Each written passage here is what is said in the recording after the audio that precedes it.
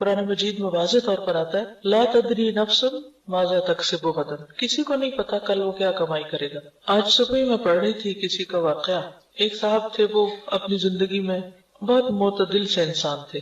جب خود پڑھ رہے تھے تو جتنا پڑھ سکتے تھے پڑھتے تھے. کبھی انہوں نے ٹاپ کرنے کی اور بہت اعلیٰ پوزیشن لینے کے لیے اپنی جان نہیں ماری. پڑھا ضرور لیکن سکون سے رہے.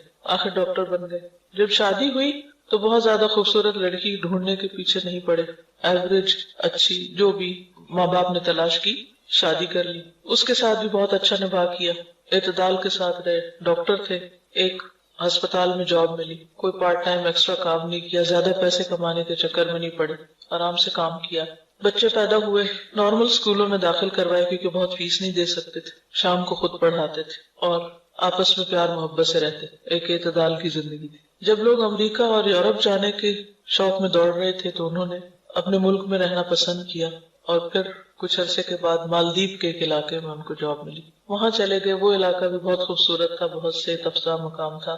ان کی بیوی اور وہ مل کر، بیوی ان کے گھر کے کام کاج کرتی، سبزیاں وغیرہ خرید لاتی، خود بہت اچھی طرح آنےسٹی کے ساتھ کام کیا اور اس طرح اپنے پیشے میں خاص مہارت حاصل کر لی کیونکہ فوکس تھے، ایک ہی کام پر توجہ تھی. کچھ عرصے کے بعد انہوں نے ایک ایڈ دیکھی کہ آسٹریلیا میں ایک ڈاکٹر کی ضرورت ہے اور علاقہ ایسا ہے کہ جہاں پر کچھ زیادہ آبادی نہیں ہے، دور دراز کا علاقہ. تو چونکہ پہلے ہی وہ اس طرح کی زندگی کے عادی تھے، انہوں نے اس کو قبول کر لیا. جب وہاں پر پہنچے تو آسٹریلین گورنمنٹ نے دیکھا کہ بہت ہی اچھے طریقے سے وہ یعنی بہت ہی اچھے ڈاکٹر ہیں اور بہت اچھی طرح کام کر رہے ہیں، تو بہت متاثر ہوئے ان سے. انہوں نے بہت سارے علاقے کا ان کو انچارج بنا دیا اور تقریباً 200 ایکڑ زمین بھی ان کو دے دی اور کچھ ہی عرصے میں وہ بہت زیادہ مالدار ہو گئے. بچے ان کے سب فرما بردار تھے کیونکہ بچوں کو انہوں نے توجہ دی تھی، خود پڑھایا تھا، خود بیوی نے بھی توجہ دی تھی اور ایک پرسکون زندگی بسر کی تھی کہ دنیا کے حوث نہیں تھے. یعنی دوسرے لفظوں میں آپ کہیے کہ خوف اور پریشانی اور ٹینشن فری زندگی بسر کی تھی.